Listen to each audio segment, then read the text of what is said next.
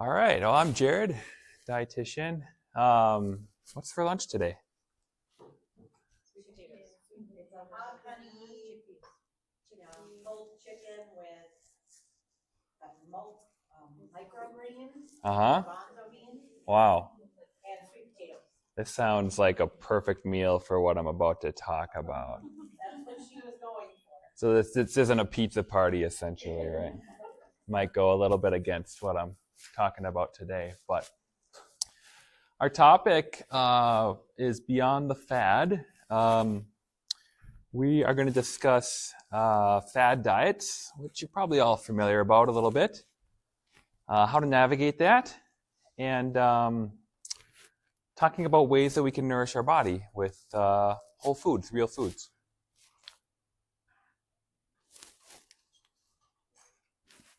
Maybe my clicker will work. Maybe not.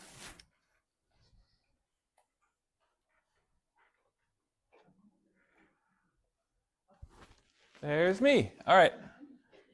This is a little bit about me. Been a dietitian for a long time. I've been in the clinical world mostly. Done a lot of different things. Really enjoy counseling. That's probably my favorite part of being a dietitian is counseling.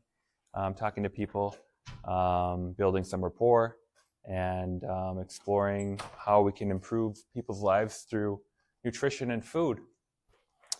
I started with New Horizon Foods about 2 years ago, and I've been lucky enough to be able to work with eating disorders in the mental health world, which has been kind of my latest passion. And in that space, the mental health space, you find a lot of this diet culture, fad diets, body image stuff, wanting to look thin or lose weight. Those are some other things that we'll touch on today. A little bit more about me personally. My life's a little crazy right now. As you can see, I got 3 little ones. So my 2 boys and my baby girl. And we just got a brand new puppy too. So that's our puppy Bo.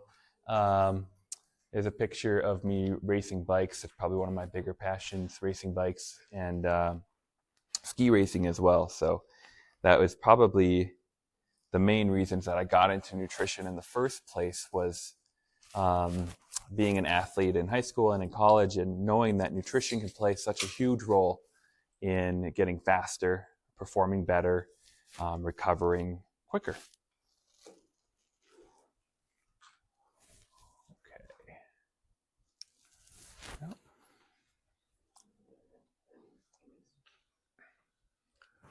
Okay, so we're talking about whole foods today, nourishing our bodies. Why is that important? We can start off with thinking about what is whole food? What does that mean? And I would specifically think more about what is the difference between whole food and processed food. Does anyone want to take a shot at that? Like what would be a whole food and what would be a processed food? Any ideas? Fresh vegetables versus canned. Okay, exactly. Yeah, fresh vegetables would be a whole food. Canned vegetables would be a processed food, right? What would be something that would be ultra processed? So beyond a canned vegetable. Let's say it was corn. So we had corn on the cob, and then we had corn in a can. What would be like the next version of processing corn further? Corn chips. That one's up there. Cornmeal. And then even further, HFCS or high fructose corn syrup, right? So the idea behind processing is that every time we process a food, we're removing something from it. So we're removing some nutrition, some nutrients, and the food is being reduced and reduced and reduced to, in this case, if it's corn syrup, its final product would be the sugar that we took from corn, right? So that's what we're talking about today. Corn is trying to get to the foods that are in their most whole form. I wanted to touch on reductionism a little bit and marketing. So if you guys are in the grocery store and you're looking at foods, what are some marketing claims that you see on labels? that try to motivate people to buy something that would be healthy. What do you guys see? High protein, that's a huge one right now, probably the hottest topic. High protein. I saw that in what did I see that in the other day? A box of cereal, and it was like high protein cereal. I was like, okay. What else are you seeing out there? Sometimes you see gluten-free even on foods that really never have gluten. Yeah, right? So it's like, well, obviously, it's kale. Kale doesn't have gluten, right?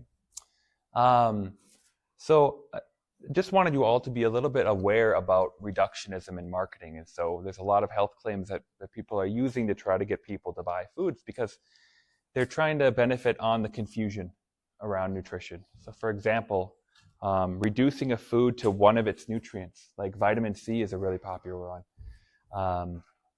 Buy this Noon hydration tablet. It's really high in vitamin C.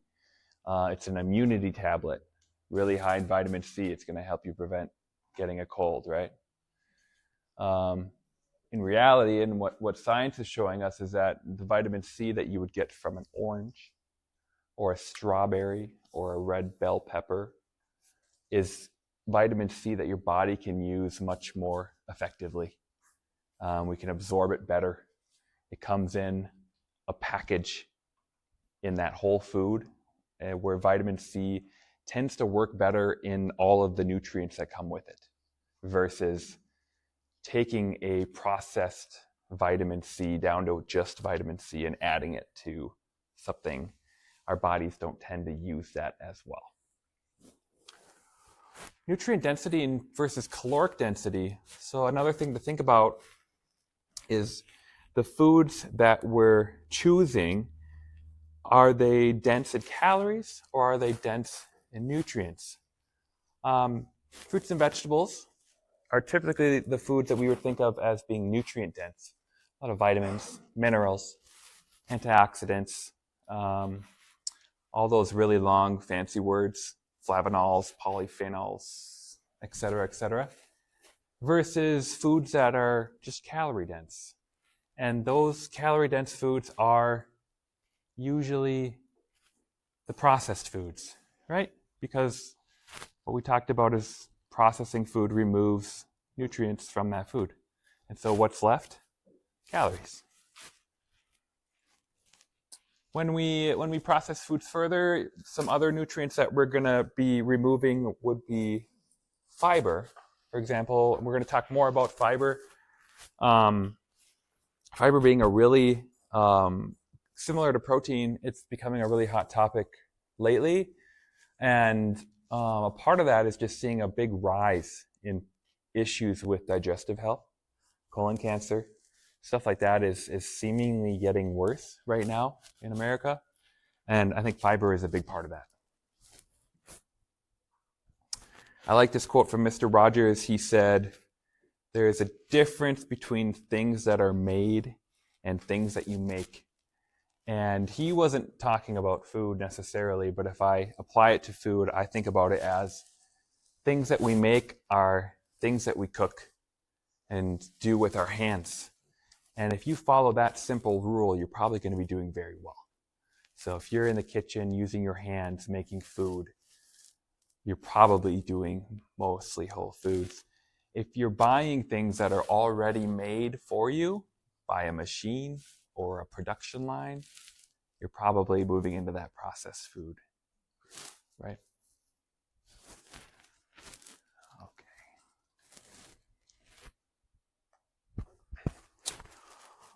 So what is the big problem we're having right now with most Americans? Obesity. Obesity is a big problem. The reason it's a big problem is because it's linked to a lot of chronic disease that is the number one killers for Americans. So heart disease, cancer, those are really the big ones in America.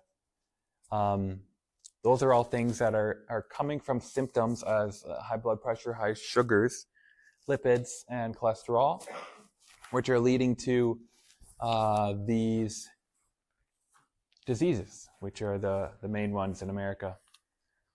And what do they all have in common? What are we talking about? What does it all come back to? What is the cause of all this? Diet. Exercise. Does anyone know what SAD is? Standard American diet. It's sad. It's sad. Standard American diet. Yeah. Where are we at now? This percentage and statistic continues to rise. We're currently at, 3/4 of us are in the overweight or the obese category. Getting close to half of us being in the obese category if you're looking at BMI as a metric.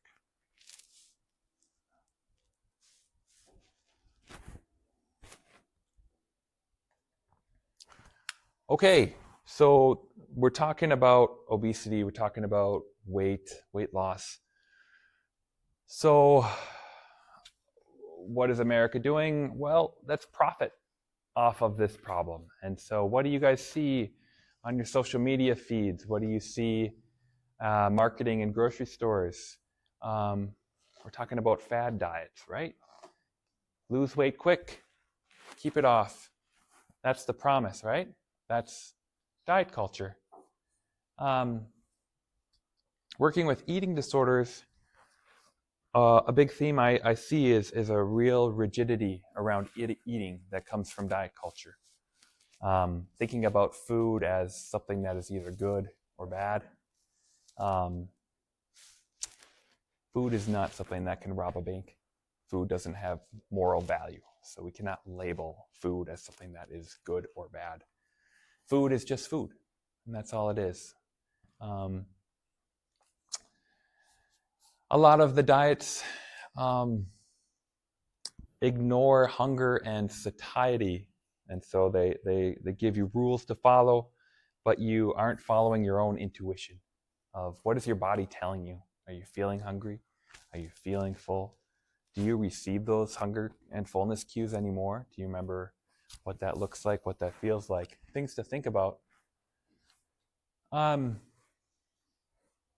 One way I like to think about getting away from some of that rigidity is putting in some flexibility into your diet. The 80-20 rule is a really easy way to think about adding in some moderation and getting away from rigidity. So 80% of your diet and your eating should be following kind of this model that we're talking about, trying to get towards a whole plant-based diet. 20% of that could be not doing that, and that's okay. Everything can be eaten in moderation. So if we go to a birthday party and have cake and ice cream, that's fine. I would say that's more than fine. That's probably a good thing, because if we're having cake and ice cream, that means we're celebrating that person that we love. If we say, no, thanks, I can't do that, it's kind of a form of saying I'm protesting your birthday a little bit. So food is much more than just nutrition. Food is also something that we use to celebrate and we use in social settings. So there's more to it than just that. Okay. So fad diets. Who has tried a fad diet? Everybody? A lot of us? And what did your fad diet promise you? That's the bulk of it, right? Has anyone done diets for a different reason other than weight? Maybe a health reason? Just to cleanse. Cleanse diets, detox diets? Yeah, definitely. And what do you guys notice from being on a fad diet? Did it work? Well, it works, but then when you go back to your old ways, you get your weight right back. Sure. So maybe temporarily you found success, but in the long term, you're kind of right back where you started. That's actually really common. They've done a lot of studies on fad diets, and what they find is it's a ridiculous stat. It's like 99% of people that lost weight with their fad diet are either back to where they started or worse off, like rebounded further within that year. So there's really, really strong evidence that most of these types of ways of eating are not effective, and sometimes they're actually harmful in that they can harm you in the long run.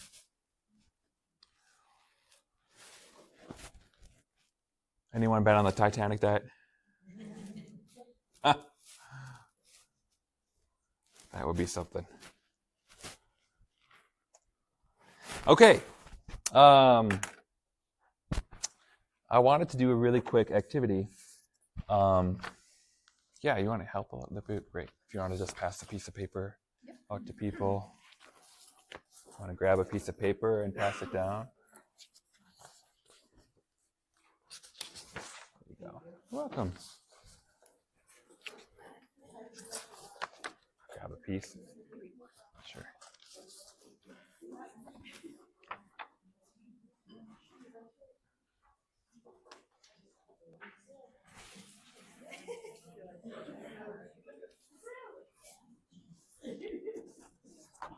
Does anybody need a pen? 1, 2. There's one back here. Pen. Thank you so much.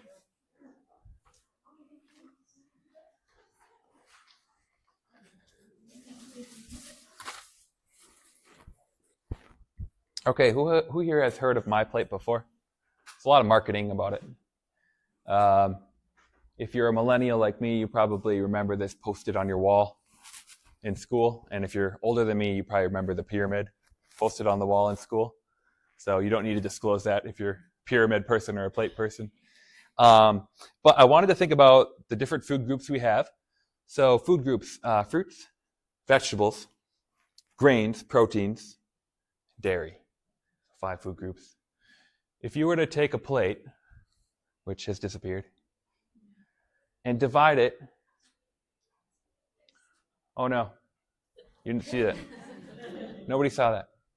If you were to take a plate and divide it up into different food groups, how would you draw that? So everyone try to draw your plate right in your food groups.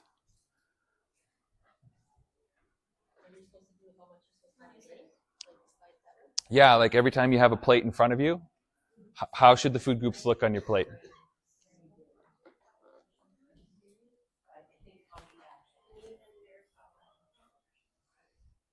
How we actually do it, or how we think it's supposed to be? How is it supposed to be? But that's a good idea, something to think about. What does it usually look like?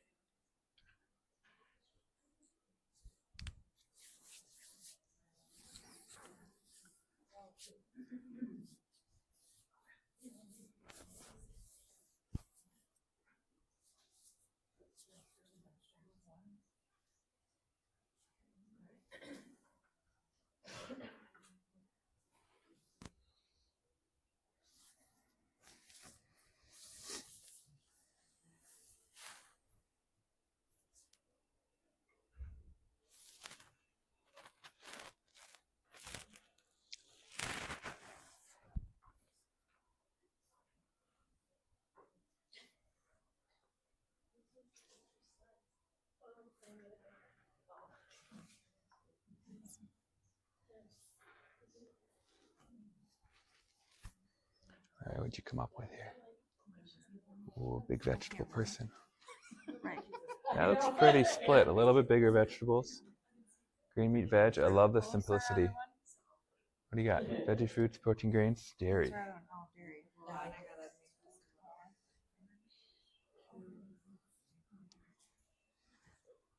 Mm-hmm. Mm-hmm. Nice. Anyone want to share what they drew?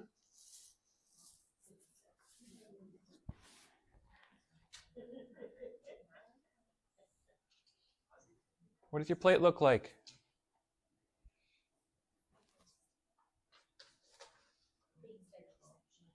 Huh? How much of your plate is vegetables?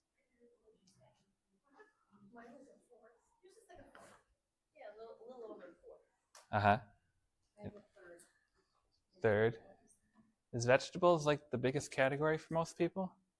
Or is it a different food group? What's your biggest category? What about protein? Is that your biggest category? Oh, okay, interesting. And what about grains? Where does that fall on your plate? Pretty small. Okay.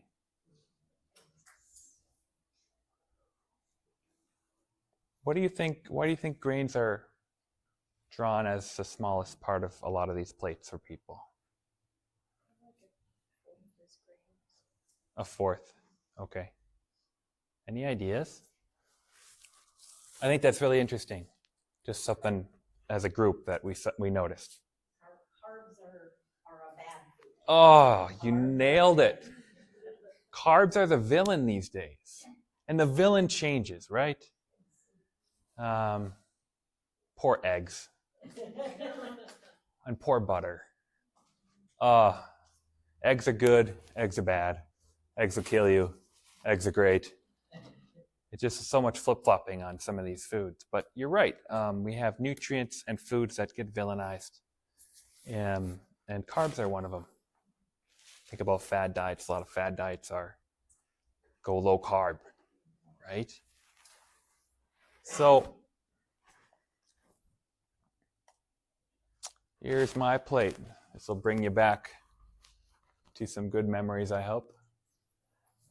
Walking your school halls. So I think some of the key messages to take away from this is that if you drew a line straight down your plate, that half your plate should be fruits and vegetables. That's a really easy one to remember. Make half your plate fruits and vegetables. And I think you guys nailed it. The majority of that vegetables is a little bit bigger, right? That's great. What about the grains? Is that surprising to you? That looks to be the same size as vegetables. But carbs are bad, right? What's up with that? And how about the protein? Protein is so important right now. Don't you guys get that message every day? Protein is so important. What about our new secretary, RFK Jr.? He's pushing protein right now.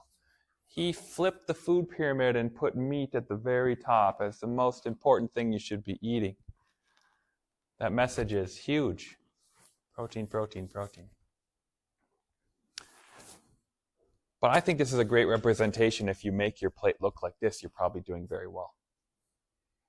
If you ever have questions on, okay, what did Jared say on how to build a healthy plate, it's a really good way to reference and get back to that. So let's talk a little bit more about that balanced plate. I think thinking about that message of simplicity goes a long way because nutrition science can get really confusing. What we talked about is making half of that plate fit fruits and vegetables, and the other half making it protein and complex carbs. So outside of the food groups, we also have this category called macronutrients. There's 3 macronutrients: carbohydrates, proteins, and fats. That's what all foods break down to. Those are the 3 categories that provide our bodies with fuel and building blocks to use. Carbohydrates usually come down to complex carbs that can be broken down to sugar and that also have fiber. So fiber is considered a carbohydrate. So if anyone says carbs are bad, then they're saying fiber is bad, which is a bit conflicting. Proteins come from 2 different sources. So we got our animal proteins, we have our plant proteins. Most people can come up with animal proteins pretty easily. Can anyone give me some plant proteins? Soy? Soybeans? Yeah, what else? Nuts, definitely. Beans. Avocado? No. Sorry. Actually, avocado is the highest protein fruit. Fun fact, but it's pretty low protein. Going back to soy, what are some soy products that are high in protein, made from soy? Tofu. And what's the other one similar to tofu? Starts with a T. Tempeh. You guys ever had tempeh before? Some yes, some no. Tempeh is very similar to tofu, except the soybeans aren't blended smooth. They're just whole soybeans, and then they press them into a block. Similar to tofu, it's very neutral flavored, so you can kind of make it in however you want. Similar to using chicken. You can kind of flavor chicken however you want it to be in a dish. Same thing with tofu and tempeh. Super high protein sources. Fats. Fats fall into a couple different categories. Saturated fats, which mainly come from animal proteins. Saturated fats are solid. So if you think about butter, butter is a solid at room temperature. It'd be a saturated fat. Unsaturated fats are usually liquid. So you think about your vegetable oils, olive oil. Omega-3s fall under the category of unsaturated fats. They're a particular type of fat that has been known to be really good for our heart health. Usually comes from nuts and seeds and fish. So you might have heard of omega-3s before. A lot of health benefits there. Okay. I want to talk about hydration in the diet a little bit. Hydration, I think, is something that can be easily overlooked in our diet. I think a lot of the times when we kind of feel, well, it's only 12 now, but when we hit like 3 p.m., you know you're just dragging. I think a lot of the times that comes down to hydration. The mildest impact of being dehydrated, like 1 or 2% of your body, can have a huge effect on how we feel. So the headaches, the fatigue, the slogginess that we feel, a lot of that could be due to dehydration. Eat your water. So not only can we drink water, but there's a lot of foods that are really, really high in water. Anyone have some examples? Watermelon. Yeah, good one. Celery, yeah. That's a great one, definitely. So trying to include some fruits and vegetables in your diet is also going to help a lot with hydration. Do we have any coffee lovers in the room? What does coffee do to your body? I know, and that's what everyone thinks. And I want to correct that mistake for a lot of people. Coffee is considered a mild diuretic, so you're right. It does make us pee, but coffee is not something that will actually dehydrate us. The diuretic you get from the coffee is balanced out by the fluid that you get from the beverage. And so you're never going to leave being more dehydrated from drinking coffee. So enjoy your coffee. Coffee is also super rich in antioxidants. If you think about the SAD diet in America, if you think about what is the richest source of antioxidants for Americans, it's actually coffee. But that's probably more due to our lack of fruit and vegetable consumption. What are the signs of dehydration? So these are some of the things you might notice. You're dehydrated, dry mouth, dry skin, headache, fatigue, dark urine. That's a really quick and easy way to assess how hydrated you are. So how much should we drink? There's a lot of varying sources that will tell you different things. And rightfully so. It varies a lot on your height, your weight, your age, your sex, how active you are. Do you live in Arizona? Do you live in Minnesota? So there's a lot of factors that go into that. So you might see a lot of different things. I think my go-to is using the formula of about 30 to 35 milliliters per kilogram of your body weight per day. So for example, if you weigh 200 pounds, you would want to get about 2.7 to 3.2 liters of fluid per day. Who's got a big water bottle here? Yeah, Stanleys, Odwalas. Yeah. So those are good ways to measure kind of where you're at with fluid. Really, really good way to do it.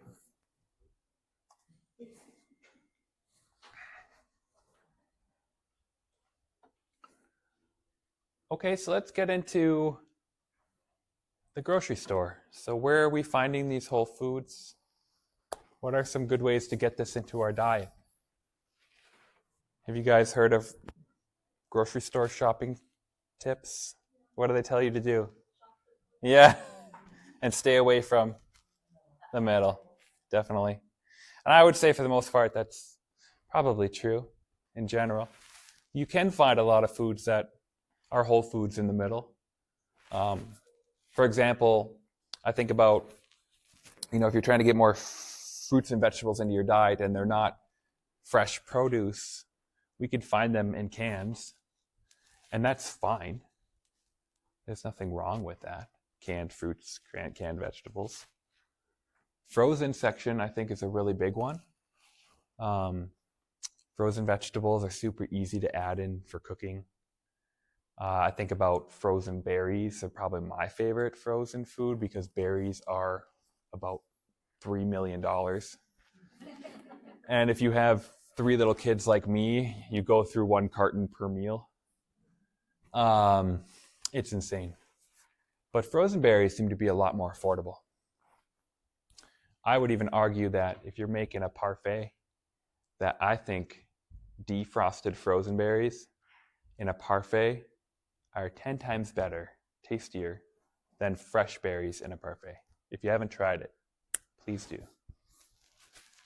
Some other tips in getting healthy foods into your diet would be batch or meal prepping.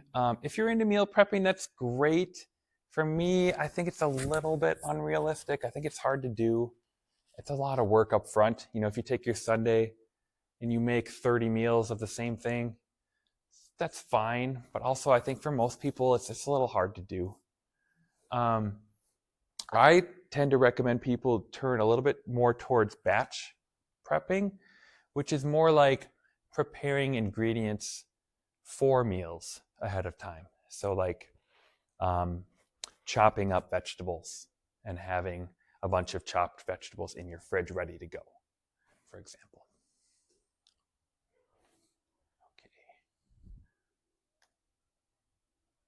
Yeah, so I have seen the cost of food lately. I do the grocery shopping for my family, and it's pretty crazy right now. So the list on the right side of the screen here are foods that I have found give you the most bang for your buck when you think about nutrient density versus cost. These foods tend to be very, very nutrient dense and also are usually more affordable compared to other whole foods.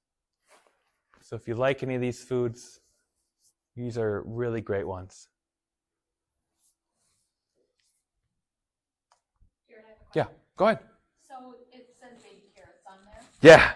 and I've heard like if you buy the baby carrots in the bag, Yeah. that's not a good thing to do. What's not good about it? What do you hear? That it's, I don't know. But I've heard like you're better off to buy the whole carrot than cut it up. Definitely. I think people, one thing I hear about that is the processing of it.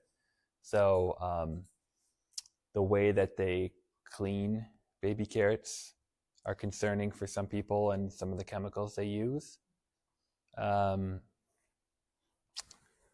There's a lot to consider there.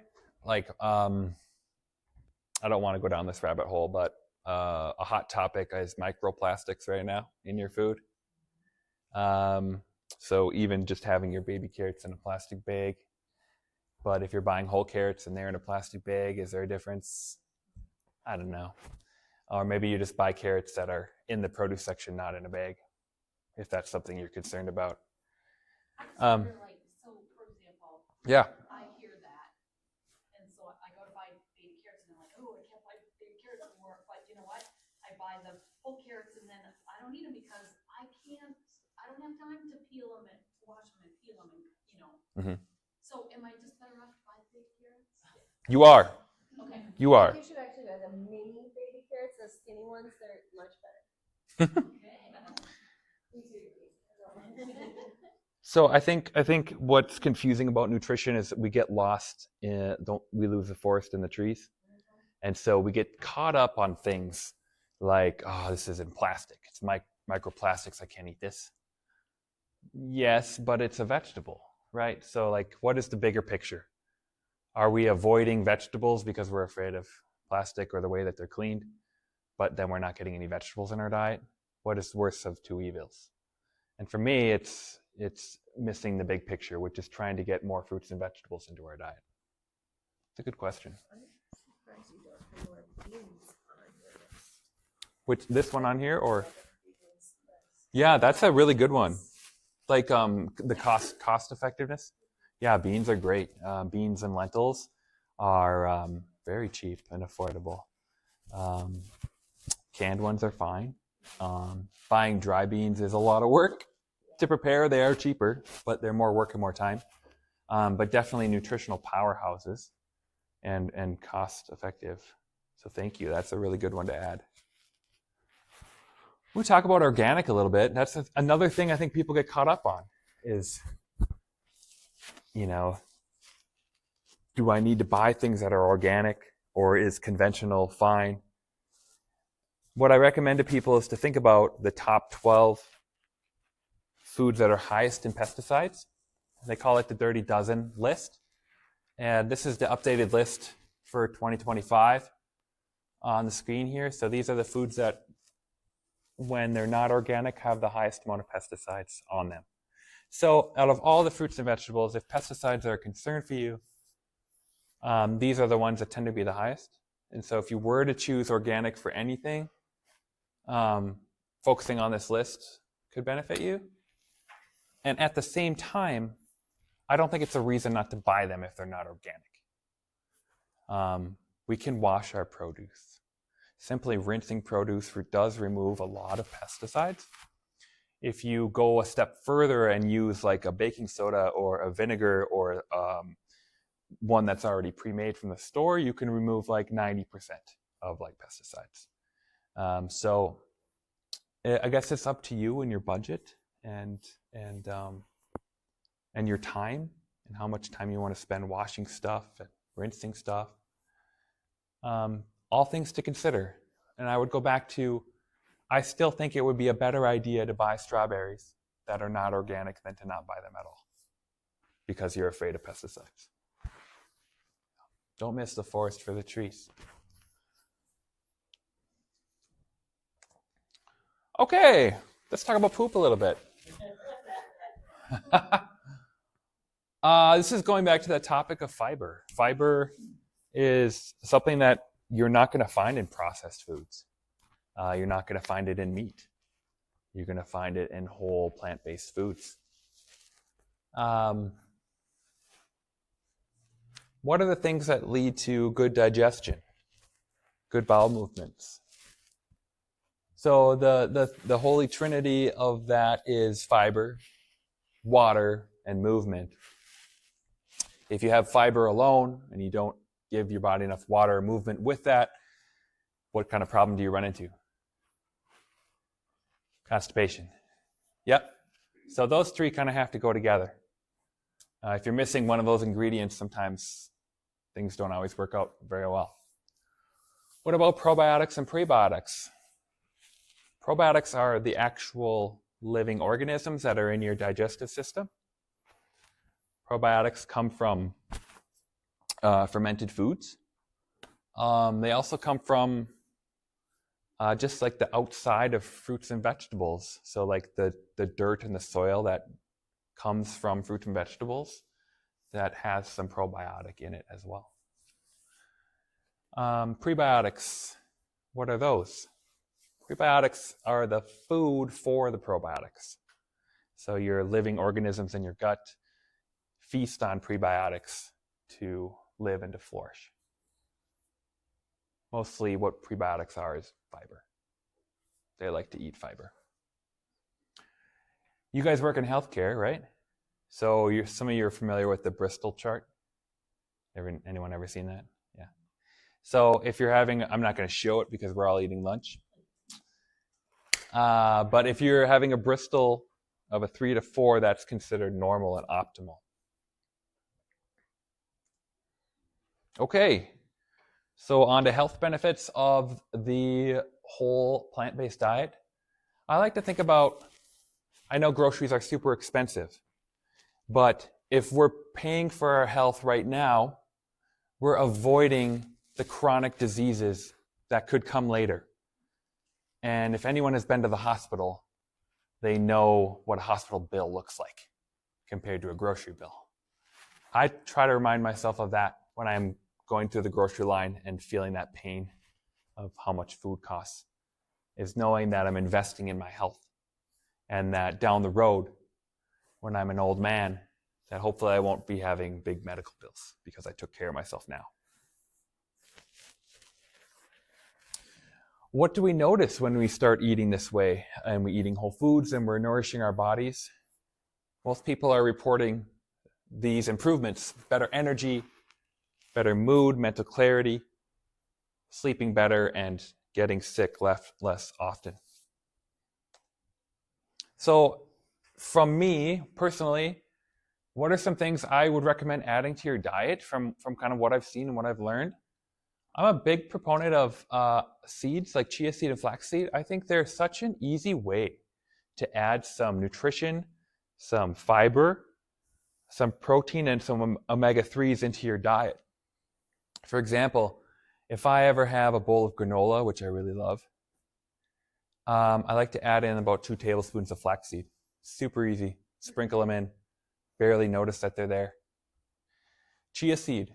I like to make a chia gel, so a chia seed in water, and let it gel up, and then mix it into some yogurt. Super yummy. Easy way to add in a ton of fiber, omega-3s. Lunch greens. That's a rule I've made for myself before, as trying to get more greens in. It's just saying, whatever I'm having for lunch, I want to make sure that I'm always having a bowl of greens with it. And I just make that a routine. It's just one easy way to think about what is a way I can add vegetables into my diet. And you could just say, lunch always comes with a bowl of greens. It doesn't have to be the main dish, but it should be there with your food. Anyone had kefir before? 1, 2, 3. Kombucha? More, yeah. Kombucha and kefir are beverages that contain probiotics. So I like to have kefir with breakfast. It's my breakfast drink. Kombucha, I like to have usually like on the weekends or with dinner, having a kombucha drink. It's a nice, fun way to get a fun drink in. Could be a replacement for alcohol if you're looking to do that. Prunes, kiwis, and pears I think are really great, especially if you're having problems with that poop emoji guy. Those are fruits particularly that are really good with helping people with constipation. Frozen berries I've talked about before. I love frozen berries. I think they're wonderful, cost-effective, super powerful, nutrient-dense foods. Nuts are great snacks to have around. I think particularly almonds, walnuts, and sunflower seeds have a lot of really good health benefits to them. Lentil dishes for me are a staple in my house. I like to use lentils a ton. They're a pretty neutral food. You can make all sorts of dishes with them. They're really cheap. They are very high in protein, very high in fiber, a rich source of carbohydrates, and antioxidants. Love lentils. Fish is your source of omega-3s, a good source of protein. I think salmon in particular is a fish that most people enjoy. And also good to prepare at home. And then, of course, your donut. So sprinkle cake donut, that's probably my favorite donut. But I wanted to get back to knowing that 80-20 rule, that donuts aren't a bad thing. They're okay to have. I actually think they're a good thing to have because we don't kind of backfire on being too rigid. Oh, I can't eat that. And it helps you create a better relationship with food. Question. Yeah. Someone who suffers from diverticulitis, Uh-huh. can you eat flaxseed or chia seeds? If you're in the itis phase of it, no. Because that means that your intestines are very inflamed. And so you can have these pockets of inflammation and seeds can get trapped in there. If you're in the diverticulosis phase of that, without the inflammation, they're actually recommended. So you want to add in more fiber into your diet to prevent going into the diverticulitis stage. Good question. Is that applied as well for like colitis? I'm sorry. Is that applied as well for colitis? Yeah, similar. Yep. So if you're in the itis, you've got a lot of inflammation going on, and so you want to avoid any irritation going through your colon. And so things that are kind of more rigid or sharp, like seeds that don't digest very well to something soft, can sometimes be irritating if you're already in an inflamed state. Okay, I wanted to do one more activity here quick, and I'll probably just make this quick here so we can talk a little bit, but if you were to pick a meal, breakfast, lunch, or dinner, based on what we've talked about today, what is one thing you could add to it or change to your diet already to move towards a whole diet? Can anyone give me an example? How about breakfast? What's a breakfast idea that we could do differently? Mine was I add flaxseed to my granola. It's easy to add fruit. Yeah, certainly. Just to your oatmeal. Boom. Nice. Give a glass of water first thing. Water, get your hydration going right away. Love that. Any lunch or dinner ideas? Baby carrots with your lunch. Yes, don't be afraid of those baby carrots. It's great. All right. So that's what I want to leave you with today is where do you want to start? Where do you want to take this information? A few quotes to think about that I've really enjoyed. Eat food, not too much, mostly plants. It's a really simple message from Michael Pollan on how to move towards a whole-based diet. And don't eat anything that your great-grandmother wouldn't recognize or eat. So if you had a Go-Gurt tube and you gave that to your great-grandma, she would probably be like, what kind of toothpaste is this? So that's a really simple way of thinking about, is it food or is it a processed thing? I put my private practice up here. If any of you did want to talk more about nutrition, you could always reach out to me through Fay Nutrition and search my name if you wanted to talk more about nutrition. And some resources for you, things that I found really helpful with learning about whole plant-based diets and eating well, some websites and some books. And that's my presentation. Do we have any questions? Nutrition topics? Yeah. Have you heard of the Blue Zone diet? I have, and I'm trying to remember what it was about. So when I lived in Oklahoma, they started that initiative, and it was funny because it started in Minnesota, I guess. Okay. But it says you can still eat meat, but it's more of the leaner stuff. So it was like they looked at the countries where people were living the longest and what kind of foods they were eating. That's right. Not just food, it was like other things too. Right.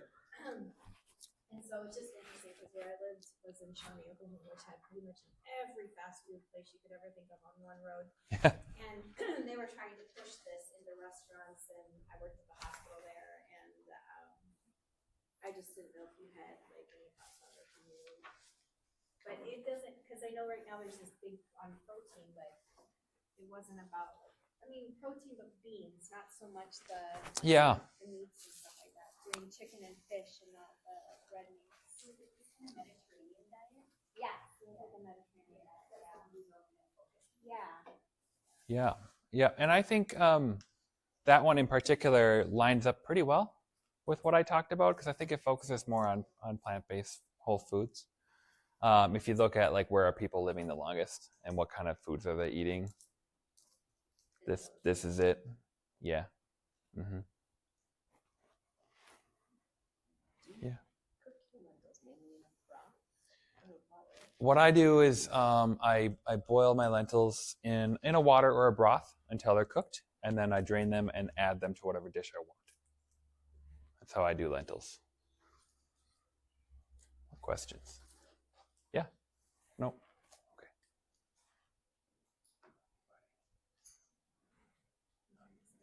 Yeah. You know, the diets that I've been watching and looking at, they say like raw cruciferous vegetables, if I even said that right. Yeah, you got it. Are not recommended. They want you to cook them or just limit them. Uh-huh. Is that I wonder why they're recommending that. Do you know?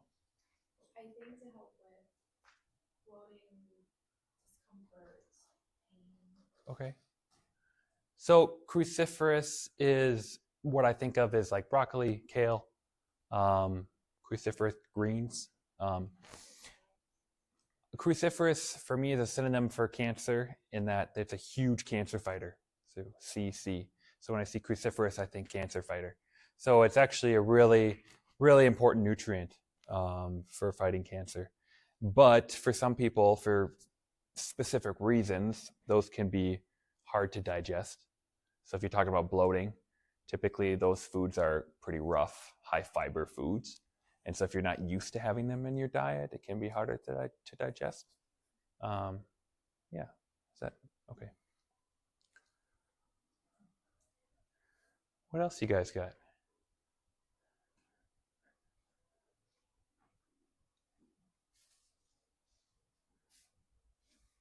What's an easy meal that your kids like? Ah, my kids. Kids are so interesting. It's like when they're super young, they tend to like everything.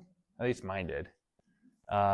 And then as they get a little bit older, like 4 or 5, 6, then all of a sudden they start developing a pickiness. Like things they used to eat all the time, and now they don't like anymore. I do tofu a lot actually in my house, and lentils a lot in my house. And I think just like having that right away as something they've grown up with, they don't think of it as this weird food. That I think like a lot of us, if you're not used to it and then you introduce tofu into your diet, kids are going to be like, what is this thing from outer space? So might be a little bit different in that I'm a dietitian, but those are the foods I cook a lot at home that my kids do like. Yeah. What's your preferred way of making tofu? My preferred way is to make it crispy. And the best way to do that is to cube up your tofu and get out as much water as possible. That's the most important thing, is get out as much water. So dry it really well with paper towels, press it out. And then you use cornstarch. So you sprinkle some cornstarch on there. And then I like to use soy sauce and balsamic, just a little bit on top. Mix it up, and then you bake it. And flip it halfway through. Super crispy, super yummy.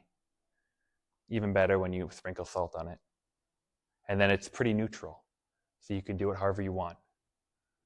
You could go in any direction, just like you would with chicken.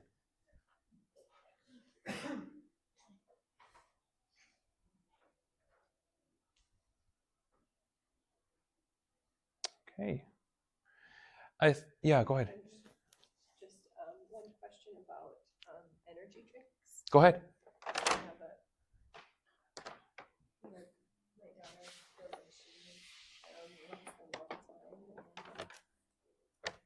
And I know that they are not recommended for young teens. Yeah. What are really the dangers that I can? I think like the immediate dangers of energy drinks is just overdosing on caffeine. That's probably like the biggest immediate danger, is too much caffeine. Like some kids might get a little crazy and have too much too fast and not really realizing that, and then their heart is beating out of their chest. But like the long-term problem I see with energy drinks is, one, they're crazy expensive. I don't got that kind of money. It's like, how much is an energy drink? Like $3-4 a can? On sale? That's crazy. And what is an energy drink promising? Promising you energy. So if you're lacking energy and you're trying to find a quick fix, you probably have bigger problems. So that's where this type of eating is probably something to look at. where you don't need to rely on that.